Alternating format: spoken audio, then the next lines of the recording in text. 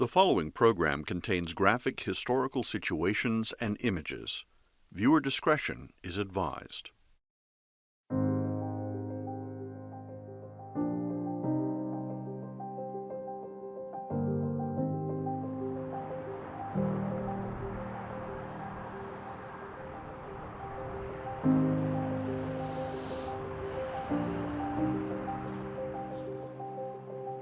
This is Tulsa. You know what happened here in 1921, right? I'm on Standpipe Hill, overlooking what was 100 years ago the scene of the worst act of racial violence in American history. Over there, South Main Street, downtown in 1921, a 19-year-old black man was accused of assaulting a 17-year-old white girl in an elevator. He was arrested. Hundreds of armed white locals threatened to lynch him. By the next day, 35 blocks of Tulsa's Greenwood, including Black Wall Street, was in ruins. Churches and homes looted and burned. Hundreds of black residents killed, thousands left homeless. And then came decades and decades of silence. Well, there's a lot to say about this, but let me introduce myself first. My name is Quraysh Ali Lansana, and I'm a Tulsa-based author, poet, educator, and historian. And I've been researching the Greenwood District and the massacre for decades. I'll be walking you through the past, present, and future of Greenwood and how this happened and why. We'll visit with local artists who are working to recultivate the district now and how you can become a part of the nation's journey for racial healing.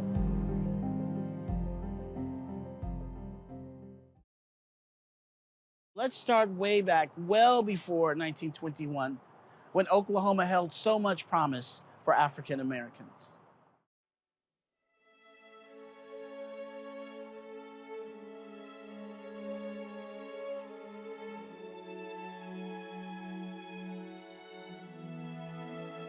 After the Civil War, formerly enslaved Africans moved to Indian Territory in search of a better life and to escape the harsh racism of their past. From 1865 to 1920, African Americans created more than 50 towns and settlements, one on the north side of Tulsa. My family members arrived in Oklahoma shortly before statehood by covered wagon from Texas, coming here looking for a better life, just like so many others. They would work hard to start their businesses.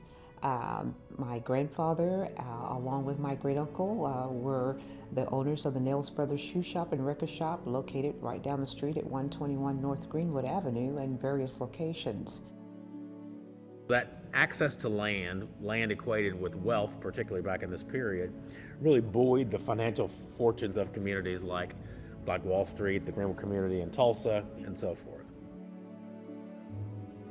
Successful farms, shops, and oil wealth created the need for a place to bank, trade, and enjoy their hard-earned money. The story goes that O.W. Gurley bought about 40 acres here in the Greenwood area. This had to be a turn of the century. And he was able to sell a number of lands. And plus there would have been a push to make this young, well, it wasn't even a state then, to make this into a state for black folks. Greenwood stretches from Pine Street to the north, Archer Street and the Frisco Tracks to the south, Cincinnati Street on the west, and Lansing Street to the east. Within those confines, black entrepreneurs started every imaginable business: newspapers, hotels, theaters, dentists, attorneys, and over 30 grocery stores. Hotels being created, not just homes, but hotels created, restaurants, just right off the top, all those things that were needed to service the African American community. Because of Jim Crow segregation, there was a need for a community that could support black enterprise, because black people couldn't shop in the establishments in the mainstream economy. If black women were maids in wealthy white homes, They went out and worked in those homes in South Tulsa, but they brought the money back in Greenwood and spent the money here. So it really helped the financial foundation of the community. You would find people who were basically very proud to be able to employ their family members and other community members in those businesses and to be successful as well. So this was not a financial or investment or banking community. It was a community that was rife with mom and pop businesses.